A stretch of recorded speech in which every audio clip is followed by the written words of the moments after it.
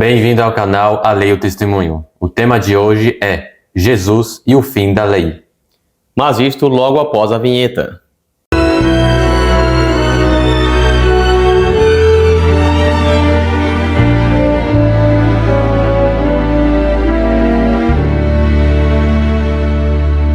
O primeiro texto de hoje é Mateus, capítulo 27, o verso 51, que diz: E eis que o véu do templo se rasgou em dois, de alto a baixo, e tremeu a terra, e fenderam-se as pedras. Logo após Jesus render o Espírito, diz que o véu do templo se rasgou em dois. Ou seja, isso mostrava o fim, justamente, do templo terrestre e dos sacrifícios. Então, todo o serviço do templo agora terrestre não adiantava mais. E agora Hebreus capítulo 7, o verso 28. Porque a lei constitui sumos sacerdotes a homens fracos, mas a palavra do juramento, que veio depois da lei, constitui ao Filho perfeito para sempre. Então, a lei cerimonial do templo, diz aqui que constituía sumos sacerdotes, no plural, homens. Por quê? Porque durante o tempo de sua vida eles eram sacerdotes. Quando morriam, outros ocupavam seus lugares deixados. Com Cristo é diferente, porque ele é eterno. Então, saímos do sistema levítico e entramos no sistema de Melquisedeque. E Hebreus capítulo 7, verso 12 também nos diz: Porque mudando-se o sacerdócio, necessariamente se faz também mudança da lei. Que lei? Mudança de qual lei? Justamente a lei a respeito do sacerdócio. O tema central aqui do texto de Hebreus 7:12 fala-se sobre sacerdócio. Então, mudando-se o sacerdócio, muda-se a lei sacerdotal. Então, nós saímos do sistema sacerdotal levítico, no Antigo Testamento, e no Novo Testamento, após a morte de Cristo, entramos no sacerdócio de Melquisedeque. Colossenses capítulo 2, verso 14. Havendo riscado a cédula que era contra nós nas suas ordenanças, a qual de alguma maneira nos era contrária, e a tirou do meio de nós, cravando-a na cruz. Então, tem uma cédula aqui, um papel, que foi cravado na cruz na morte de Cristo. Temos agora Daniel, capítulo 9, verso 27, que diz: Ele fará firme aliança com muitos, por uma semana. Na metade da semana, fará cessar o sacrifício e a oferta de manjares.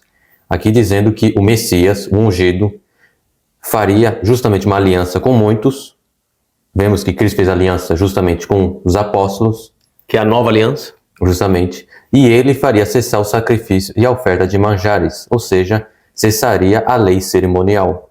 Em nenhum momento aqui é falado sobre a lei dos 10 mandamentos. Agora, Colossenses capítulo 2, 16 e 17.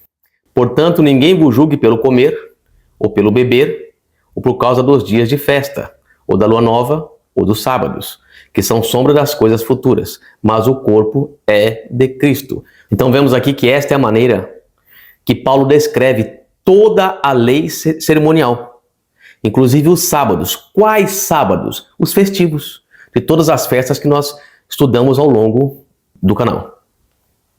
Temos também Hebreus capítulo 9, o verso 9 ao 10, que diz que é uma alegoria para o tempo presente, em que se oferecem dons e sacrifícios, que quanto à consciência não podem aperfeiçoar aquele que faz o serviço, consistindo somente em comidas e bebidas e várias abluções e justificações à carne, imposta até o tempo da correção.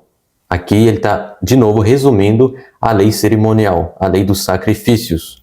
Os sacrifícios é justamente justificações da carne. E constituía em comidas e bebidas também. E o texto de Daniel, capítulo 9, verso 27, diz que fará cessar o sacrifício e a oferta de manjares, de comidas.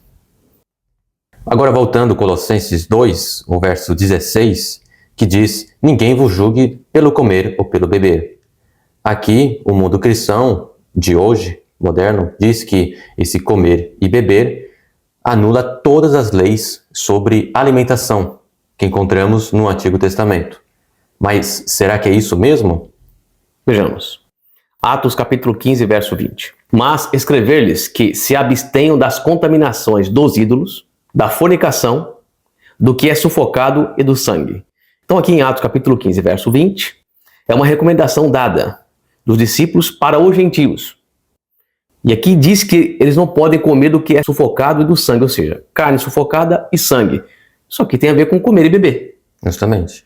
Ora, mas o texto não dizia, ninguém vos julgue pelo comer ou pelo beber? E agora, por que em Atos, capítulo 15, verso 20, Paulo diz isso?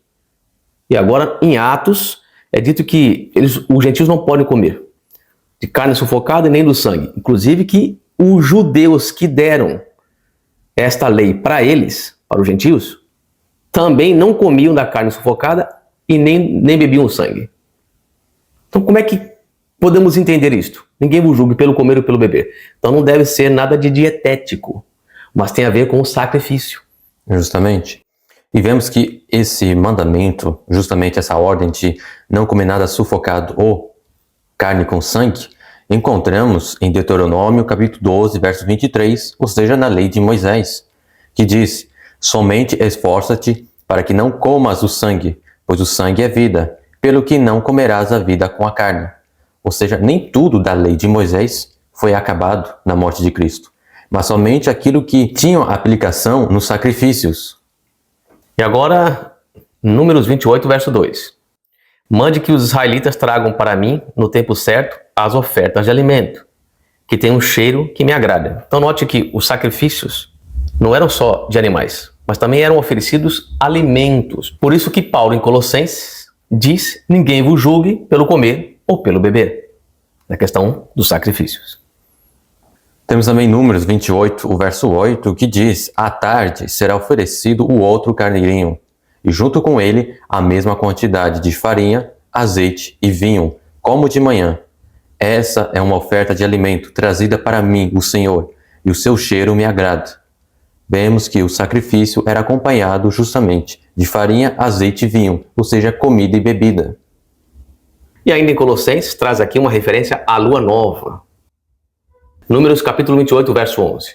E nos princípios dos vossos meses oferecereis em holocausto ao Senhor 2 novilhos e um carneiro, 7 cordeiros de 1 ano sem defeito. Então, nos princípios dos vossos meses, em cada lua nova. Justamente. Em cada lua nova, vemos que havia sacrifícios a mais do que o sacrifício da manhã e da tarde. Ou seja, Paulo está dizendo que esse sacrifício que aconteceu na lua nova deixaram. Com a morte de Cristo, cessaram. Não devemos mais fazer esses sacrifícios. Agora, a lua nova acabou? O dia da lua nova acabou? Não. Isaías 66, o verso 23, falando a respeito do novo céu e nova terra. E será que desde uma lua nova até a outra, e desde um sábado até o outro, virá toda a carne adorar perante mim, diz o Senhor. Então vamos dar um detalhezinho aqui. Por que aqui é mencionado o sábado e a lua nova? Por que eles não findaram? É simples. Tanto o sábado, que é o 7º dia da semana, quanto a lua nova, os dois têm a ver com tempo. Medição de tempo. Não tem como acabar com eles. O sábado denota o final da semana. Domingo inicia-se uma nova semana. A lua nova inicia-se o mês.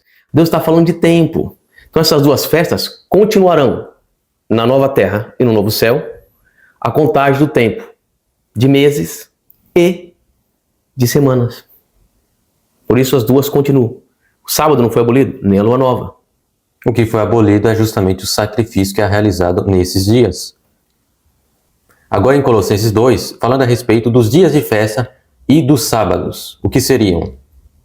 Vemos que em Números, capítulo 28 e o capítulo 29, fala a respeito das ofertas, tanto de animais quanto de alimentos, que eram oferecidos na festa da Páscoa, na festa dos pães sem fermento, na festa da colheita, que era justamente o Pentecoste, na festa das trombetas, no dia da expiação e a última festa, a festa das cabanas.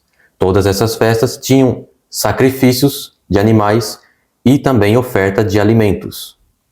E agora Números 28, os versos 17 e 18. E aos 15 dias do mesmo mês haverá festa. 7 dias se comerão pães ázimos. No primeiro dia haverá santa convocação. Nenhum trabalho servil fareis. Então, nesta festa, no primeiro dia da convocação, era um sábado. Mas não era o sábado do 7º dia da semana. Era um sábado cerimonial. Também não podia trabalhar naquele dia. Se caísse uma segunda, terça, quarta, quinta, sexta ou sábado, não importa o dia que caísse da semana, não podia fazer nada. Era consagrado para essa festa. O primeiro dia era consagrado inteiramente para essa festa. Por isso era chamado de sábado. Eram sábados cerimoniais. Esses sábados aqui findaram na morte de Cristo. Justamente. Agora, em Números, capítulo 28, o verso 9 e o 10, diz também isto: porém, no dia de sábado, oferecerás 2 cordeiros de 1 ano, sem defeito, e 2 décimas de flor de farinha, misturada com azeite, em oferta de alimentos, com a sua libação. O holocausto é de cada sábado, além do holocausto contínuo e a sua libação. Então vemos que no dia de sábado havia mais sacrifícios do que os outros dias da semana. Agora vemos que esses sacrifícios foram justamente abolidos na morte de Cristo. Não o dia de sábado, pois ele faz parte da lei moral, o 4º mandamento. Esse é um mandamento eterno e não pode ser abolido. O que foi abolido é justamente os sacrifícios que eram realizados nesse dia. Que é como Daniel, no capítulo 9, diz que quando Cristo morresse, ele aboliria os sacrifícios e as ofertas e manjares. Só isto. Justamente. Então, 1 Coríntios capítulo 5, os versos 7 e 8. Purificai-vos, pois, do fermento velho, para que sejais uma nova massa, assim como estáis sem fermento. Porque Cristo, nossa Páscoa, foi sacrificado por nós.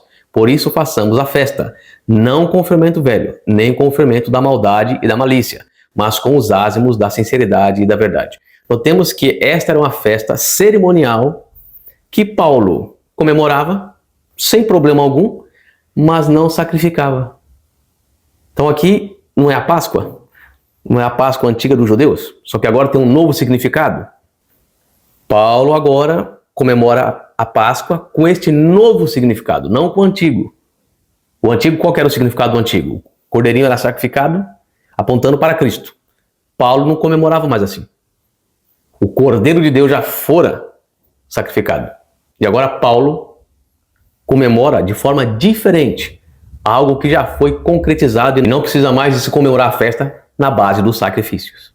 E vemos que Paulo está falando justamente aos gentios de Corinto. Então até mesmo os gentios tinham que comemorar esta festa.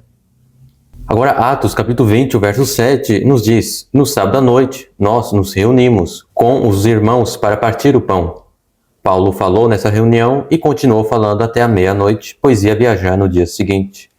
Vemos que os cristãos guardavam ainda o dia de sábado. Fizeram justamente o pôr do sol do sábado. Então o sábado continuou a ser justamente observado pelos cristãos. E não sacrificavam nesse dia. Justamente. E agora 1 Coríntios capítulo 11, verso 26. Porque todas as vezes que comerdes este pão e beberdes este cálice, anunciais a morte do Senhor, até que venha. Isso aqui tem a ver com comer e beber. Então como é que Paulo poderia se referir a comida e bebida? Ninguém vos julgue por comer e beber. Se aqui tem comer e beber. Qual que é a diferença? A diferença está aqui, naquelas festas que se comiam e bebiam, faziam isto apontando para Cristo. E faziam também o sacrifício. Nesta aqui não. Coma o pão, que representa o corpo de Cristo, beba o cálice do vinho, que também representa o sangue de Cristo, e é só isto, não existe sacrifício. Esta festa aponta para o passado, onde Cristo já realizou por nós.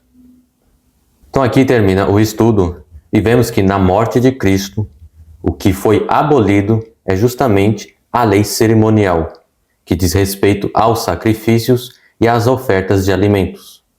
Então nós vemos que quando Cristo morre, agora ele assume a sua posição como o sumo sacerdote segundo a ordem de Melquisedeque. É o sumo sacerdote da nova aliança. Nessa nova aliança não existe mais sacrifício. E todas as festas comemorativas que nós temos é em memória daquilo que ele já realizou no passado. Justamente. Então que Deus nos abençoe. Nos aguardamos para o próximo estudo. Em nome de Jesus. Amém. Amém.